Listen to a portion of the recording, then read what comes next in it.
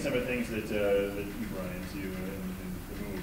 Well, this has been interesting for us because, you know, predominantly most of my locations are in a suburban environment, so we were coming from a suburban environment moving into the city. And the initial kind of love fest that we had, talking about what it could do and what the vision was, that was fantastic. As we started getting through kind of how the financing works and then introducing all the different trade worksmen's unions and different organizations, it was a little overwhelming, to tell you the truth. I was being introduced to everybody from painters to floor coverings to electricians to different municipality needs and so on. And so that was a little daunting. Coming into a city environment, maybe that was unique to us just because I'm not building on major cities. But I had built out about 60,000 square feet in Seattle, downtown Seattle. And we didn't run into that sort of onslaught of, here, welcome to the city, and, you know, by the way, here's my card. And so we have quite a bit of that, and I don't know how that's actually managed for new tenants. But it can be a little daunting for new tenants once they get into, they crack past that, okay, I've got the vision now you got to get the real work done, starting to get through some of the details. Once you get into those details, you almost have to like step back for a second. Keep your roadmap exactly where you need to get to. You've got to get in, you've got to become a new tenant, you have to be able to build out your place, and then being able to have people who work with all the different trades was a big deal for us at the end of the day. So that was one of the biggest challenges for us. I'll take that try it. Now I'll go back to a couple of comments that were made here. During Mayor Norm Coleman's administration, when we were doing Excel and Lawson, there was a lot of focus on what is downtown St. Paul, what's the nature of the town, and the capital city partnership, and trying to define that we're not necessarily trying to be Minneapolis, we're trying to be who we are. And I think that ability to kind of create a downtown core that went into a different sort of experience was his comment on, the vision of the city, and can you continue that vision, given we had Norm Coleman starting with that one, and Chris Coleman now. Is that vision consistent? Because regardless of necessarily the vote every couple of years, the property owners want consistency. So I think it's important to keep that alive and vibrant.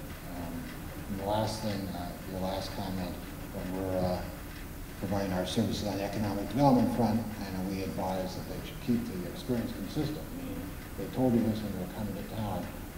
Is the story consistent when you get to the building permit window? And so that it's supposed to be easy to do business, not just at the outset, but throughout the process. And so, if there's room for improvement there. We've got a wrap-up question that we'll circle, but are there any questions from the audience? We've got time for a few. We've got Matt with a microphone. Scott.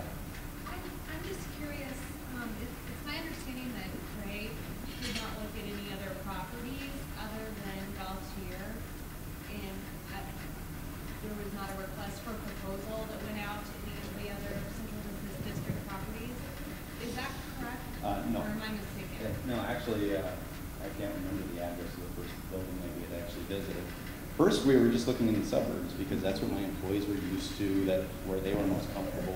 But as we looked at kind of what our future employer was going to be interested in, as well as kind of broadening our scope, when we did, we introduced it into the St. Paul market. The first building, I remember it's blue and it's got very low ceilings. It was, I can't remember the name of the building, but essentially we made several visits, and the first couple of buildings were quite old, and I told our brokers, I really don't want to dig around too much. But then we were introduced to Galtier Plaza. That was our third visit in that market.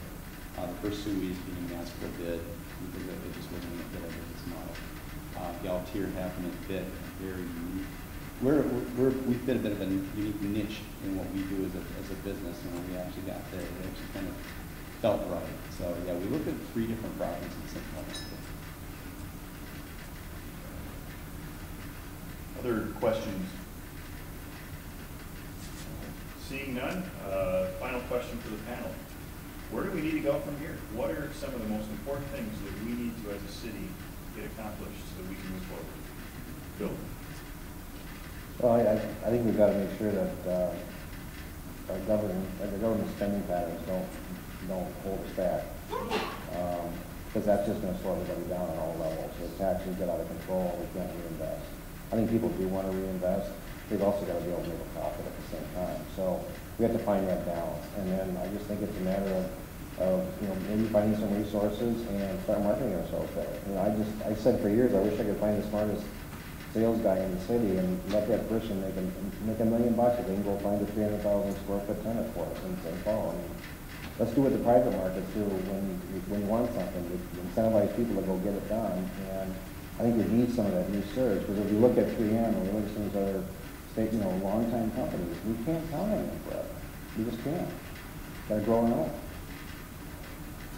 I guess I go two ways. First, I echo the piece about the government role, because you're going to have all this tension between people who want to preserve services and the fact that a large portion of their funding source is going to be property taxes. So how do you strike that balance to an appropriate level of taxation, any other fees, with the right sort of services preserved as a quality of life issues?